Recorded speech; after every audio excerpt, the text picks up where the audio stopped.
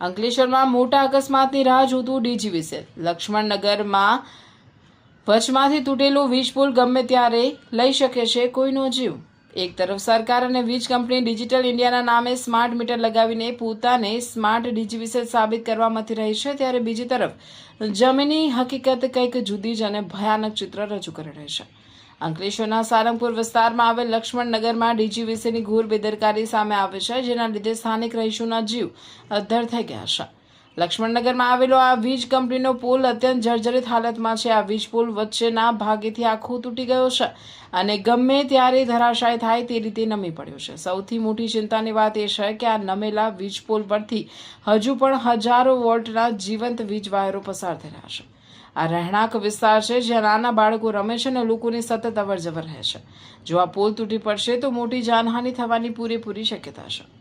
સ્થાનિક રહીશોનો આક્રોશ એકદમ વ્યાજબી છે। લોકોનો આરોપ છે કે તેઓએ ડીજીવીસીએલ તંત્રને વારંવાર લેખિત અને મૌખિક રજૂઆતો કરી છે, છતાં એર કન્ડિશન ઓફિસોમાં બેઠેલા અધિકારીઓના પેટનું પાણી પણ હલતું નથી। ડીજીવીસીએલ દ્વારા હજુ સુધી કોઈ નક્કર કામગીરી કરવામાં આવી નથી। સ્થાનિકો હવે સવાલ ઉઠાવી રહ્યા છે કે શું ડીજીવીસીએલ કોઈ નિર્દોષનો જીવ જાય તેની રાહ જોઈ રહ્યું છે? જો કોઈ મોટી દુર્ઘટના ઘટશે અને કોઈકનો જીવ જશે તો તેનો જવાબદાર કોણ? શું ત્યારે અધિકારીઓ પોતાની એસી કેબિનમાંથી બહાર આવશે? લાઇટ બિલ વસૂલવામાં એક દિવસનો પણ વિલંબ ન ચલાવતી કંપની જનતાના જીવના જોખમે આટલી આળસુ કેમ બની જશે? સ્માર્ટ મીટર થોપતી કંપની પોતાના વીજ પુલ ક્યારે સ્માર્ટ અને મજબૂત બનાવશે? સ્થાનિકોમાં હાલ ભારે આક્રોશ છે અને તંત્ર વહેલી તકે જાગીને આ જોખમી પુલ બદલે તેવી લોક માંગ ઉઠી રહી છે। नंदन प्रसाद सिन्हा लक्ष्मण नगर से बोल रहे हैं।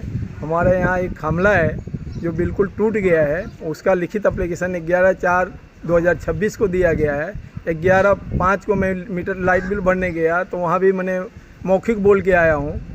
कस्टमर केयर नंबर पे भी मैं कॉल किया हूँ, उसका भी रजिस्ट्रेशन कंप्लेंट नंबर है, लेकिन इस पर कोई सुनवाई नहीं हो रही है। ऊपर से मैंने आज स्मार्ट मीटर लगाने के लिए कल आए थे, उनको भी बोला गया तो उन्होंने फ़ोटो निकाल के भेजा। कौन सा साहब को भेजा अपने को पता नहीं, वो नंबर भी दिए। तो वो नंबर पे जब मैं कॉल लगाया तो वहाँ से जवाब मिला कि भाई खंभा क्यों चेंज करने का। मैं बोला साहब आपको 11/4 को लिखित नोटिस दिया गया है, कंप्लेन किया गया है। 11/5 को मैं मौखिक बोल के आया हूँ, तो ऊपर भी आप बोलते कौन तो बोलते हैं फ़ोटो भेजो। मैं फिर दोबारा कल मैं फ़ोटो भेजा हूँ खमला का। और उसके बाद भी अभी तो 2 फ़ोन लगाता हूँ तो फ़ोन भी नहीं उठाते, कोई जवाब ही नहीं मिल रहा है हम लोग को। अभी कस्टमर केयर में लगाता हूँ तो भी फ़ोन नहीं उठा रहे। सब जगह कहीं कोई अथी नहीं सुनवाई हो रही है। हाँ, अब जब कब खंभा गिर जाएगा, कब टूट जाएगा और क्या एक्सीडेंट हो जाएगा उसकी पूरी जिम्मेदारी लीजिए भी वजह से। हम नहीं था कोई टूट जाए, कस के बांध दिया आज के आज अभी टूट सकता है। आकर के इसको देखा जाए कि क्या पोजीशन में है। और स्मार्ट मीटर वाले तो आते हैं जब सब आदमी सोए रहते हैं तो स्मार्ट मीटर लगा के चले जाते हैं। पब्लिक को पता नहीं, मकान मालिक को पता नहीं कि कब मीटर चेंज हो गया है।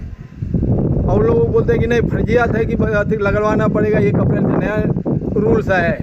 जबकि वीडियो में बता रहे हैं कि मैंने ऊर्जा मंत्री की नहीं, ऐसा नहीं, कोई प्रावधान नहीं। लेकिन इन लोगों को कहना है कि नहीं लगाना जरूरियत है, नहीं लगाओगे 2-3 महीने के बाद आके पावर कट जाएगी आपकी।